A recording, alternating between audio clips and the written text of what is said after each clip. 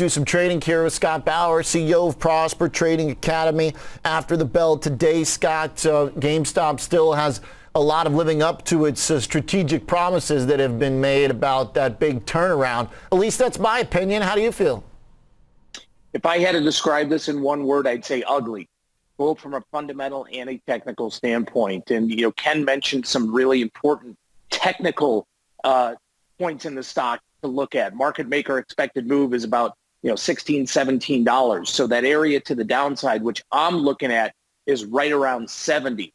Now, we've heard for a very long time some YOLO people out there with, just buying calls and letting them run. I think this is an opportunity. Maybe I look at this and I see no support in this stock. Ken was saying 39. I see it maybe around 50. So I think you might see some big time put buyers coming in on a print here, but I am very, very bearish here. And I am doing a strategy. It's a butterfly strategy, but it's called a broken wing, Oliver. So a regular butterfly This just keeps strategy. getting darker. You can't even do a regular butterfly. It's got to have a broken wing. Absolutely. Kind of like me. Kind of like No. So a regular butterfly, the strikes are symmetrical between the longs and the shorts. And you always want the stock to move, if you're long the butterfly, to that center strike. Well, what I'm doing here is I'm buying next week's 80 put. I'm selling 2 of next week's 70 puts. So that's $10 wide. But then I'm buying a 65 put rather than buying a 60 put and making it symmetrical $10 between all the strikes. What this does, it gives me a big bias to the downside. And when you think about it, what I'm doing is I'm buying a $10 wide put spread. I'm selling a $5 wide put spread against it to hedge myself. I can do this for about $2.50. I think this thing just craters, to be quite honest with you.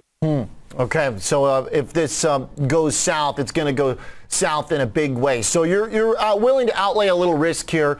You think the reward could potentially be pretty big? I absolutely do. But, as always, though, I'm not a YOLO trader. I always, am risk defined. So every kind of setup that I'm going to talk about is always risk defined. So I'm paying $2.50 for this. If the stock doesn't go down, if it goes up, whatever it is, that's my max loss. I can't lose more than that. I just think there's a lot of potential here on a move to the downside. Okay. All right. So the 80 put you're buying, the 70 put you're selling 2, and then you're buying the 65 put. So you've got 3 different strikes, total of 4 contracts. You're spreading out the puts you buy between the 80 and the 65. Right in the middle is the 2 that you're selling, and that gives you that protection, where you can figure out, your max loss, but you also cap your gains. You really kind of want it to hit a specific area.